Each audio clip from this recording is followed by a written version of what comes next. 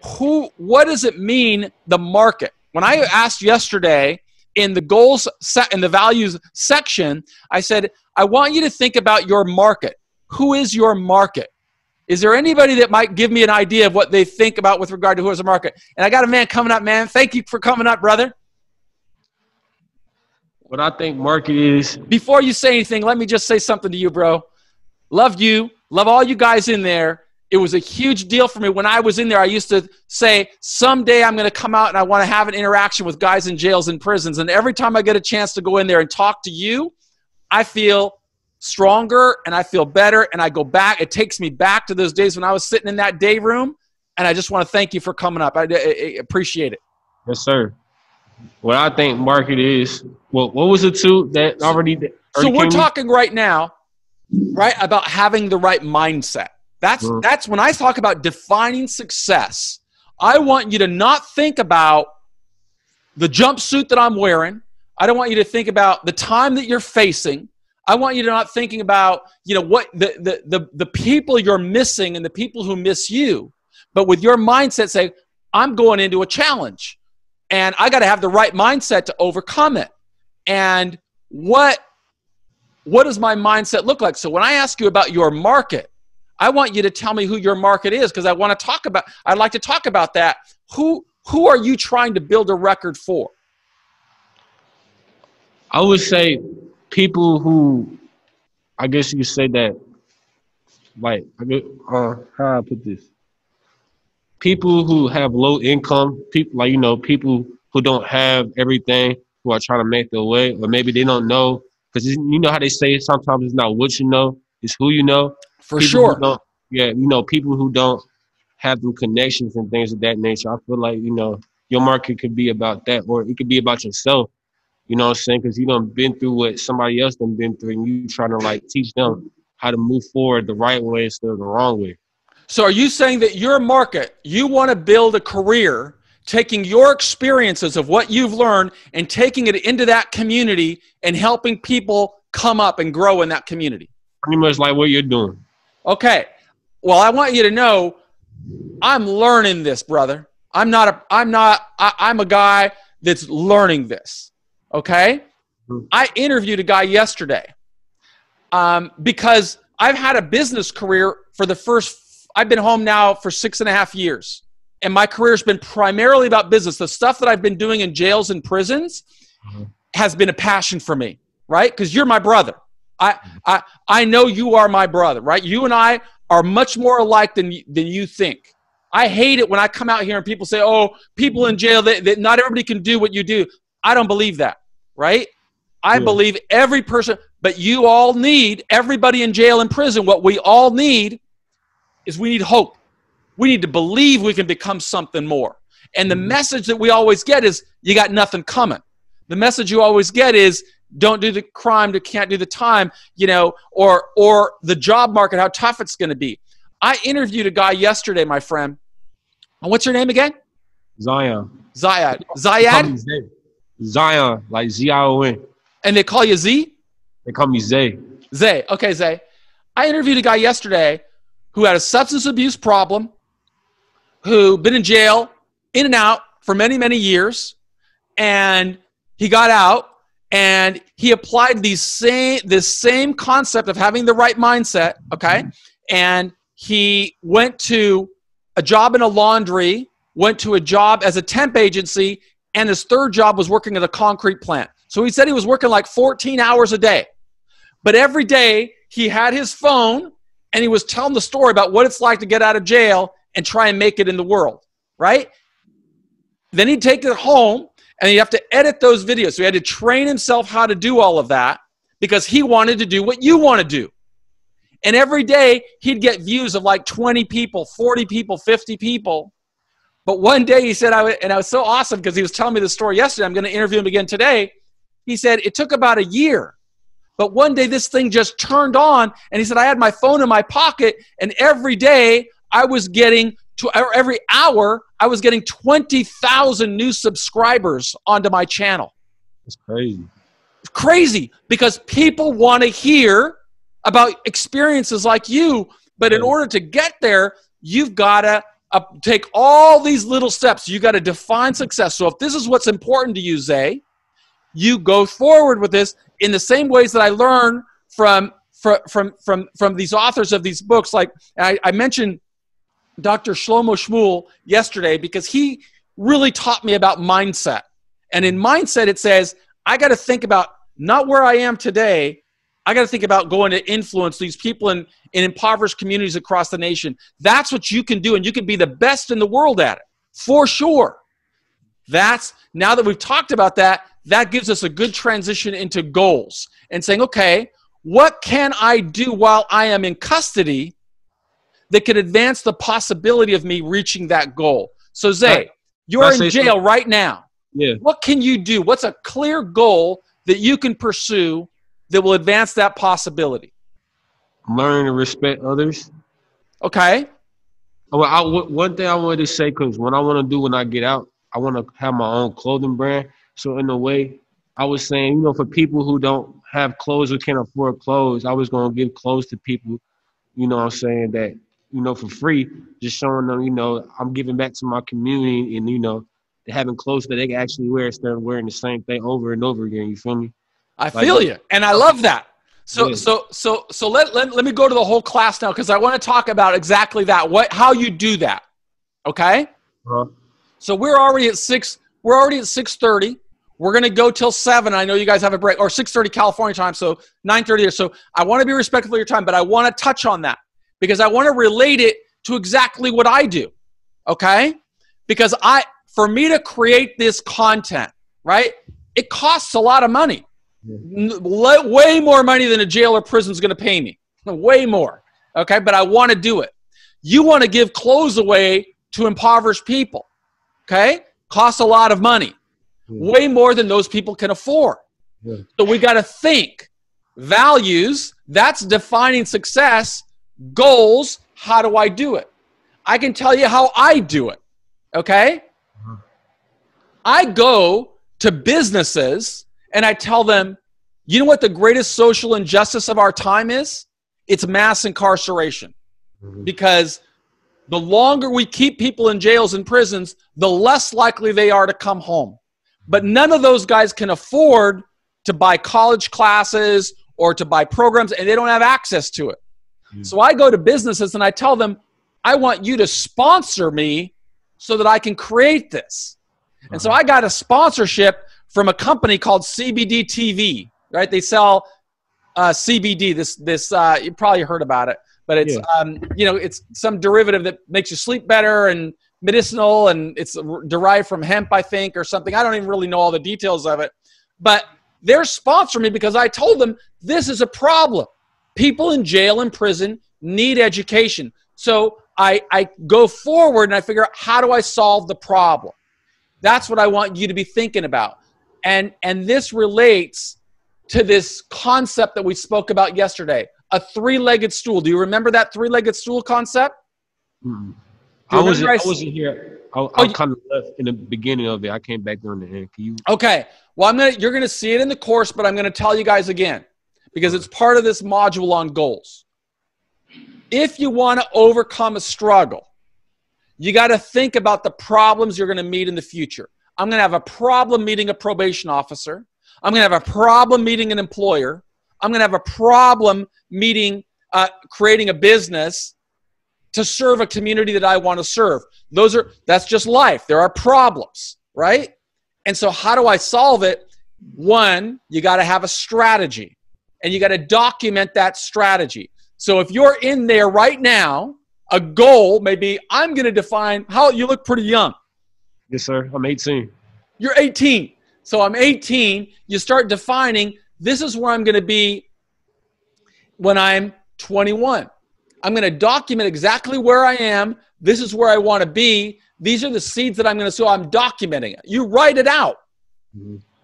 That works for me because I can always go back when I go to a business and I tell them who I am and what I'm doing. I can always go back and say, I was in prison for 26 years. But at the very start of my journey, when I was in a jail, just like you're in, I started documenting this effort. That was my strategy. I'm going to focus on education. I'm going to focus on contributing to society. and I'm going to focus on building a support network.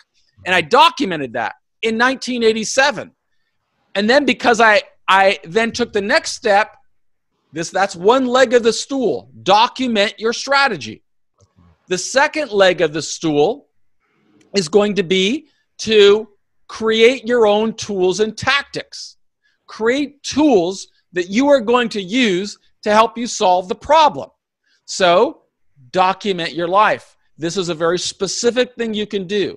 I'm going to study. I'm going to get my GED if you don't have one. I'm going to master these concepts. I'm going to improve my vocabulary. I'm going to improve my communication skills. I'm going to improve my critical thinking skills. And this is how I'm going to do that. So you write all that out. And the third is you create these assessments to measure your progress. Those are the three-legged stool. 1, document the strategy. 2, create tools and tactics that will help you achieve your strategy. And 3, measure your progress every single day.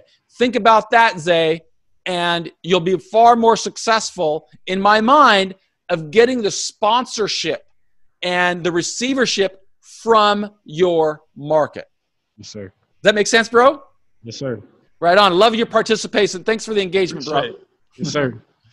So I asked you guys to kind of think about this concept with goals in those 3 different ways, in the same way that we use through the Straight A Guide, okay? But this applies to every area of our life. When we are setting goals, we have got to set those goals very specifically.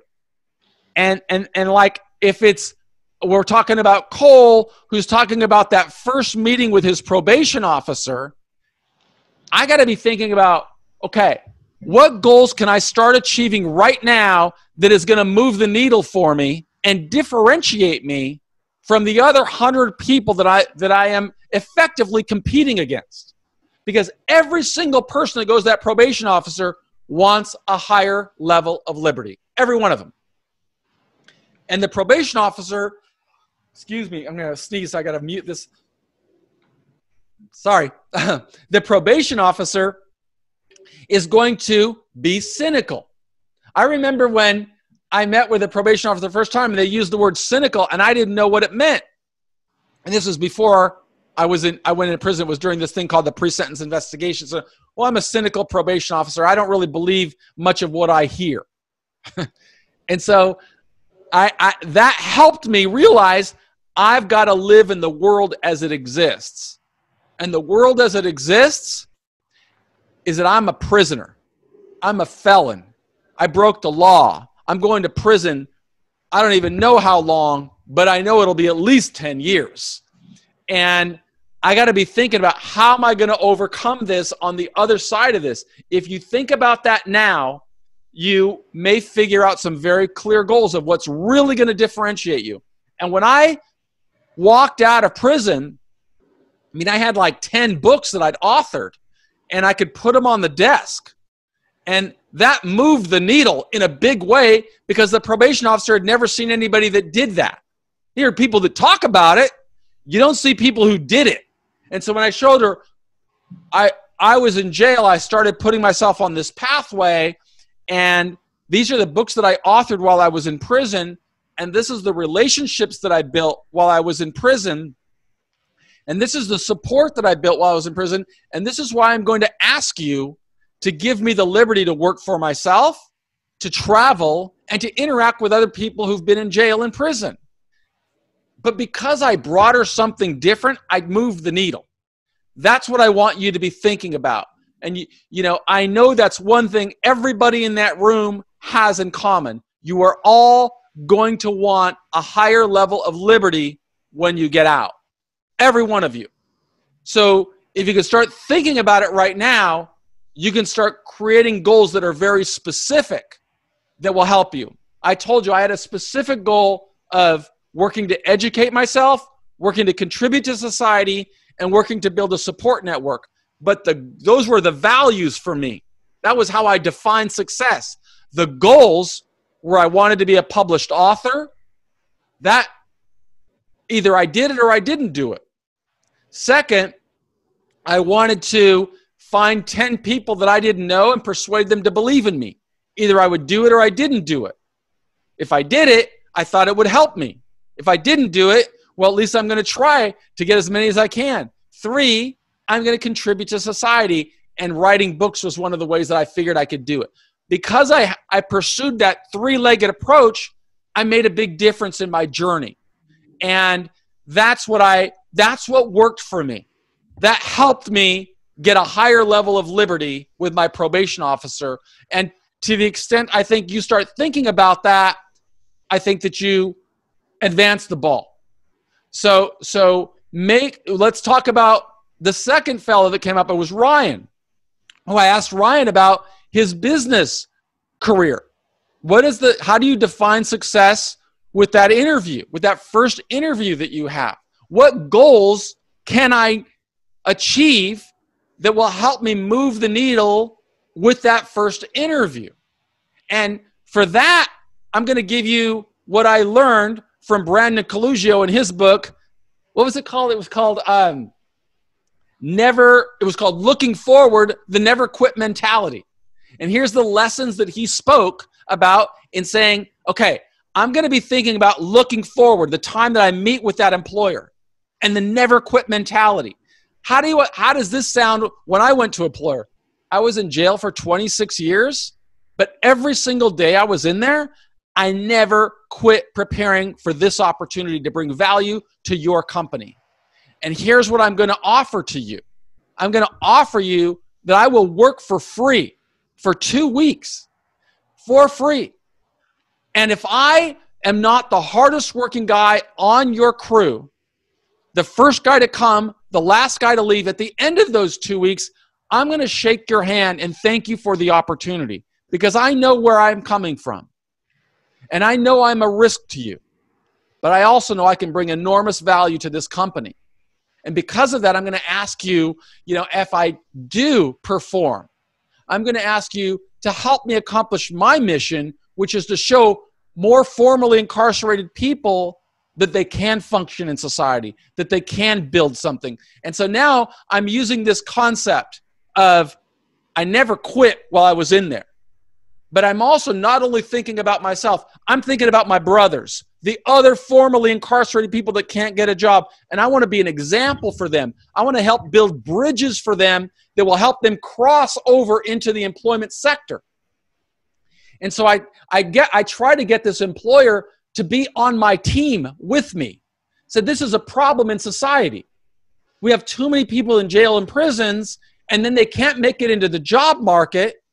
And so we need to show these people that if they have the right mindset, if they're working really hard, they have a place in legitimate society.